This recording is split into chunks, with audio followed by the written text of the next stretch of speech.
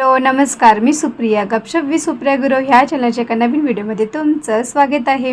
आज तुम्हाला थंबनेलवरून थोडंसं वेगळं वाटलं असेल की सुप्रिया करवा चौथचा ब्लॉग असा कसा शेअर करते.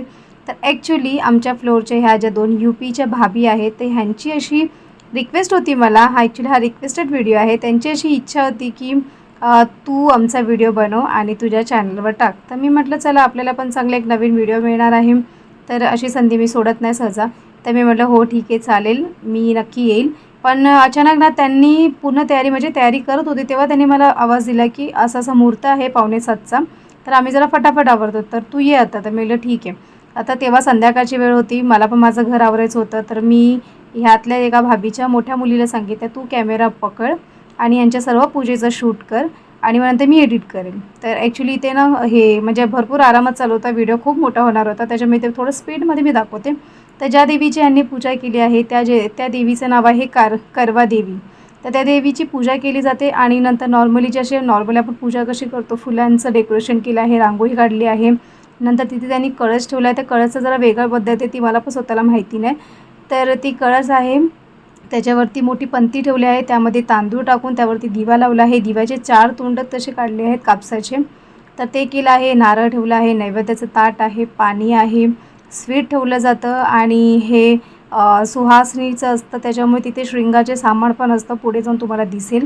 म्हणजेच पावडर, टिकली, लिपस्टिक, हे जे आपण शृंगार करतो लेडीज ज्या सुवासिनी असतात त्यांचा संपूर्ण तिथे शृंगार तिथे ठेवलं जातं देवीच्या पुढ्यात. तर ह्या 2 सुवासिनी पूजत आहेत, त्याच्यामुळे ह्या दोघी वेगवेगळं आपापलं करत आहे. फक्त एकाच्या घरात पूजा करत आहे, समोरासमोर राहतात या दोघी. त्यांनी एक घर निवडलं आणि तिच्या घरी हे सर्व देवीची पूजा तिकडे चालू आहे. ॲक्च्युली जास्त मला मीनिंग याच्यातलं माहिती नाही काय, पण त्यांची रिक्वेस्ट अशी होती की तू आमचा व्हिडिओ शेअर कर तुझ्या चॅनलवर. तर मी म्हटलं चला चांगली गोष्ट आहे. तर इथे थोडं मी फास्ट फॉरवर्ड दाखवलं कारण की व्हिडिओ जास्त मोठा नको व्हायला. तर आपण पुढे व्हिडिओ कंटिन्यू करूया. थोडासा अजून फास्ट फॉरवर्ड करते. त्यानंतर त्यांनी कथासुद्धा सांगितली आहे, तीसुद्धा तुम्ही ऐका. आणि जेवढं इथे सर्व प्रोसेस इथे दाखवलं आहे, थोडंसं फास्ट आहे, पण मे बी तुम्हाला समजलं असेल की हे लोक कसे पूजतात.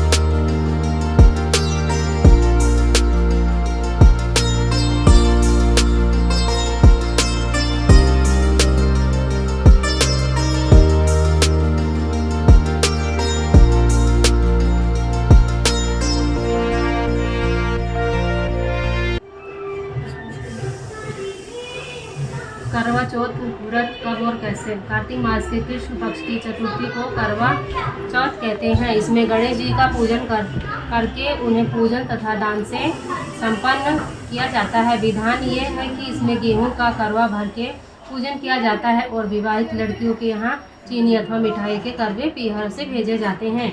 इसमें निम्नलिखित कहानी सुनकर चंद्र में आरती देकर व्रत खोला जाता है। कथा। एक साहूकार के 7 लड़के और एक लड़की थी। सेठानी के सहित उसकी बहुओं और बेटी ने करवा चौथ व्रत कर रखा था। रात्रि को साहूकार के लड़के भोजन करने लगे तो उन्होंने अपनी बहन से भोजन करने के लिए कहा। इस पर बहन ने उत्तर दिया, भाई अभी चांद नहीं निकला है, उसके निकलने पर अर्घ देकर ही भोजन करूंगी। बहन की बात सुनकर भाइयों ने ऐसा काम किया कि नगर के बाहर जाकर अग्नि जला दी और छन्नी में ले जाकर उसमें से प्रकाश दिखाते हुए उन्होंने बहन से कहा, देख बहन, चांद निकल आया है, अर्घ देकर भोजन कर लो। यह सुनकर उसने अपनी भाभीियों से कहा कि आओ तुम भी चंद्रमा को अर्घ दे दो। परंतु भाभियाँ इसके दुष्प्रभाव को जानती थी। उन्होंने कहा, बहन अभी चांद नहीं निकला है, तेरे भाई तेरे से धोखा करते हुए अग्नि का प्रकाश छन्नी में से दिखा रहे हैं। भाभीियों की बात सुनकर भी उसने कुछ ध्यान न दिया और भाइयों द्वारा दिखाए गए प्रकाश को ही अर्घ देकर भोजन कर लिया। इस प्रकार व्रत भंग करने से गणेश जी उस पर अप्रसन्न हो गए। इसके बाद उसका पति बहुत बीमार हो गया और जो कुछ घर में था उसकी बीमारी में खर्च हो गया। जब उसे अपने किए हुए दोष का पता लगा तो उसे बड़ा पश्चाताप हुआ और गणेश जी की प्रार्थना करते हुए विधि विधान से पुनः चतुर्थी का व्रत करना आरंभ कर दिया तथा श्रद्धानुसार सबका आदर सत्कार करते हुए उसने आशीर्वाद ग्रहण करने में मन को लगा दिया। इस प्रकार उसके श्रद्धा भक्ति सहित कर्म को देखकर भगवान गणेश उस पर प्रसन्न हो गए और उसके पति को जीवन दान देकर आरोग्य करने के पश्चात धन संपत्ति से युक्त कर दिया। इस प्रकार जो कोई छल कपट को त्याग कर श्रद्धा भक्ति से करवा चौथ का व्रत करेंगे वो सब प्रकार सुखी होते हुए कलेशों से मुक्त हो जाएंगे। इसका महत्व कहा जाता है। गणेश जी विनायक जी की कहानी। एक अंधी बुढ़िया थी जिसका एक लड़का और लड़की की बहुत गरीब थे। वह अंधी बुढ़िया नित्य प्रति गणेश जी की पूजा किया करती थी। गणेश जी साक्षात सन्मुख आकर कहते हुए थी, बुढ़िया भाई तू जो चाहे सो मांग ले। बुढ़िया कहती, मुझे मांगना नहीं आता, सो कैसे और क्या मांगूं। तब गणेश जी बोले, अपने बहू बेटे से पूछकर मांग ले। तब बुढ़िया ने अपने पुत्र और बहू से पूछा तो बेटा बोला कि धन मांग ले और बहू ने कहा कि पोता मांग ले। तब बुढ़िया ने सोचा कि बेटा और बहू तो अपने अपने मतलब की बातें मांग रहे हैं। तब उस बुढ़िया ने पड़ोसियों से पूछा तो पड़ोसियों ने कहा कि बुढ़िया तेरी थोड़ी सी जिंदगी है, क्यों मांगे धन और पोता, तो केवल अपने नेत्र मांग ले जिससे तेरी शेष जिंदगी सुख से व्यतीत हो जाए। उस बुढ़िया ने बेटे और बहू तथा पड़ोसियों की बात सुनकर घर में जाकर सोचा जिससे बेटा बहू और मेरा सबका ही भला हो, वह भी मांग लूँ और अपने मतलब की चीज़ भी मांग लूँ। जब उस दूसरे दिन गणेश जी आए और बोले, बोल बुढ़िया क्या मांगती है, हमारा वचन है तू मांगेगी सो ही पाएगी। गणेश जी के वचन सुनकर बुढ़िया बोली, हे गणराज, यदि आप मुझ पर प्रसन्न हो तो मुझे 9 करोड़ की माया दे, निरोगी काया दे, अमर सुहाग दे, आंखों में प्रकाश दे, नाती पोता दे और समस्त परिवार को सुख दे और अंत में मोक्ष दे। बुढ़िया की बात सुनकर गणेश जी बोले, बुढ़िया माँ तूने तो मुझे ठग लिया है, जो कुछ तूने मांग लिया वह सभी तुझे मिलेगा। यूँ कहकर गणेश जी अंतर्ध्यान हो गए। हे गणेश जी, जैसे बुढ़िया माँ को मांगे अनुसार आपने सब कुछ दिया है, वैसे ही सबको देना और हमको भी देने की कृपा करना। बोलो करवा चौथ महारानी की जय।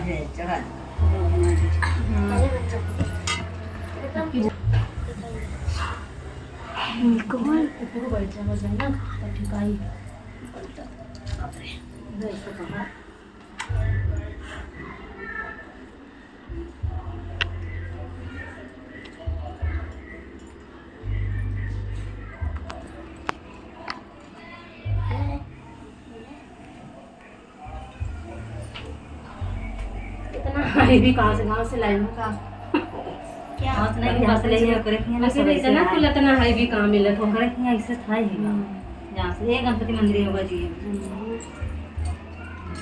पूरा पूरा करे हाथ बंद कर दो ना। एक साहूकार था जिसके 7 बेटे थे, 7 बहुएं तथा एक बेटी थी।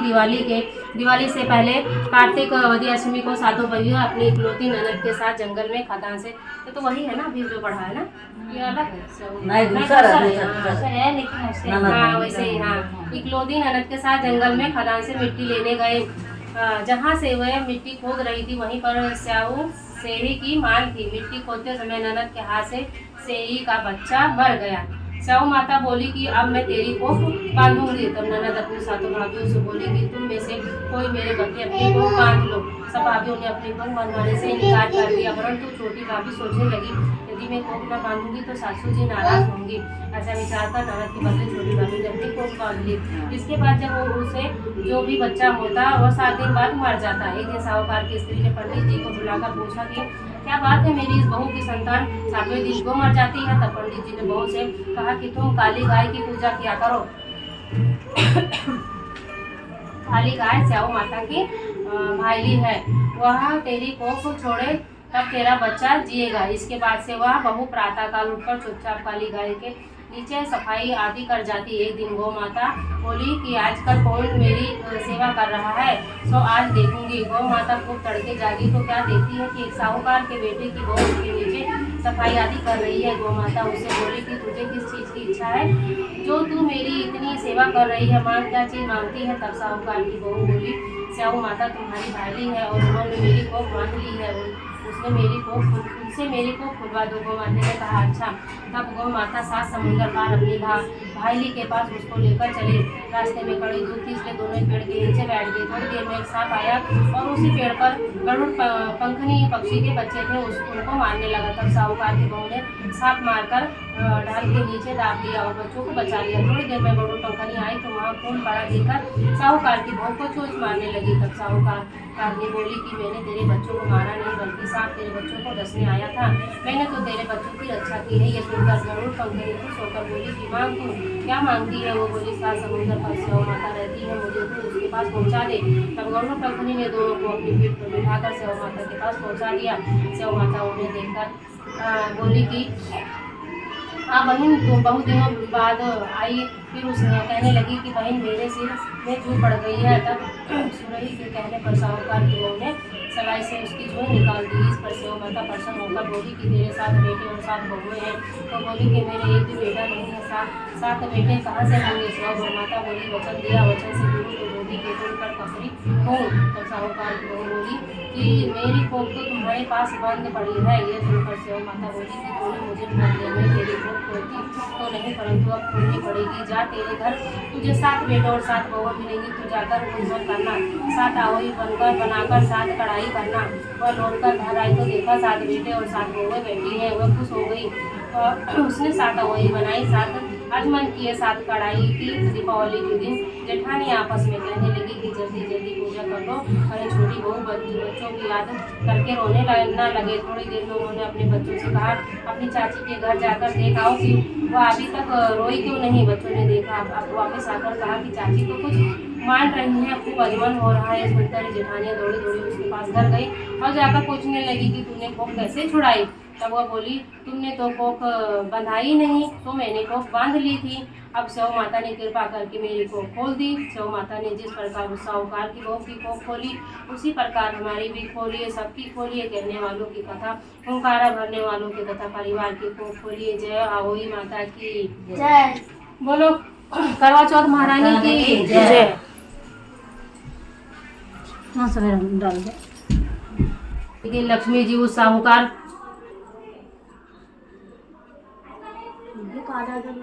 दे दो ना उसने देखा कि श्री लक्ष्मी जी उसी पीपल से निकला करती हैं। एक दिन लक्ष्मी जी उस साहूकार की लड़की से बोली कि मैं तुम पर बहुत प्रसन्न हूँ, इसलिए तू मेरी सहेली बनना स्वीकार कर ले। लड़की बोली क्षमा कीजिए, मैं अपने माता पिता से पूछकर बताऊंगी। इसके बाद वह अपने माता पिता की आज्ञा प्राप्त कर श्री लक्ष्मी जी की सहेली बन गई।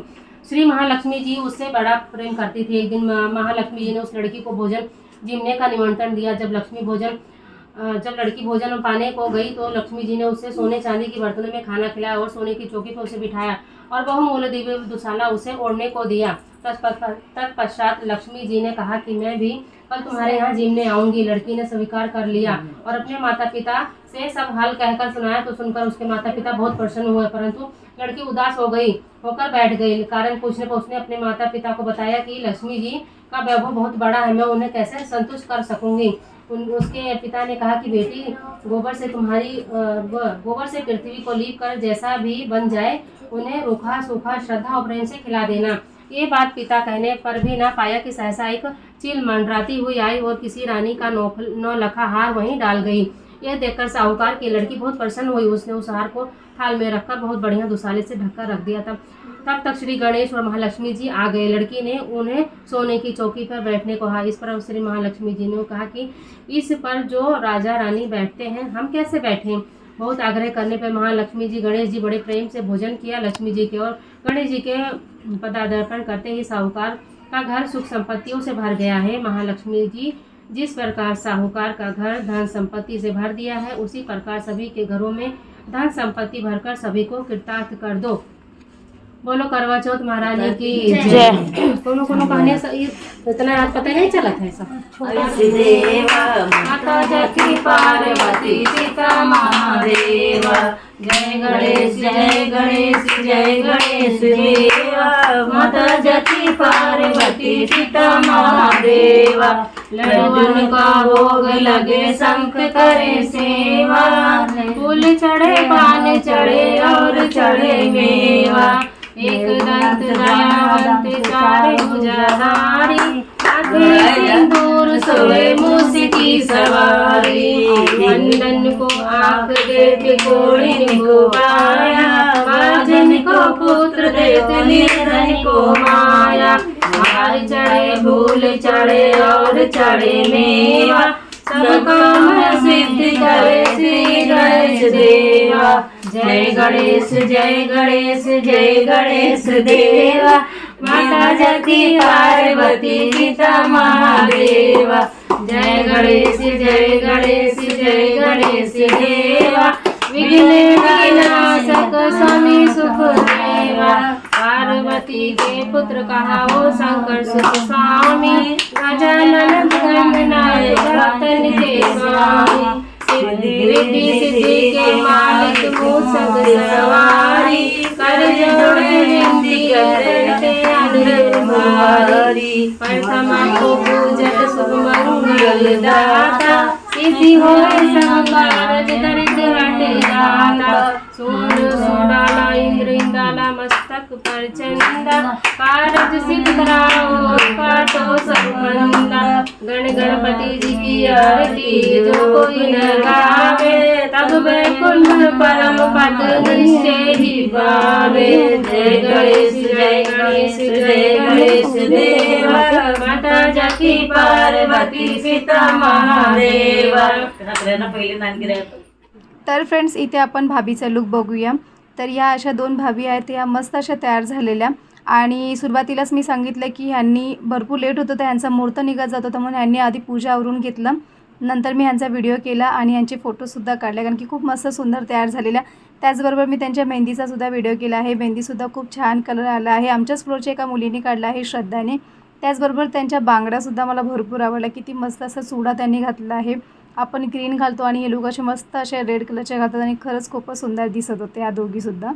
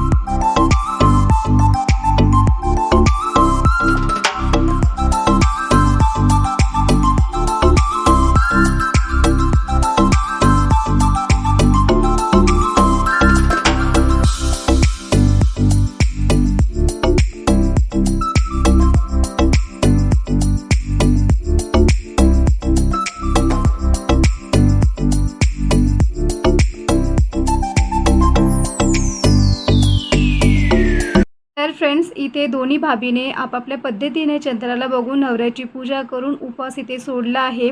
तर अशा प्रकारे हा व्हिडिओ आहे. व्हिडिओ आवडल्यास व्हिडिओला लाईक करा, चॅनललासुद्धा सबस्क्राईब करा. मला जेवढं जमलं तेवढं मी व्हिडिओ केला आहे आणि तुमच्यासोबत शेअर केला आहे.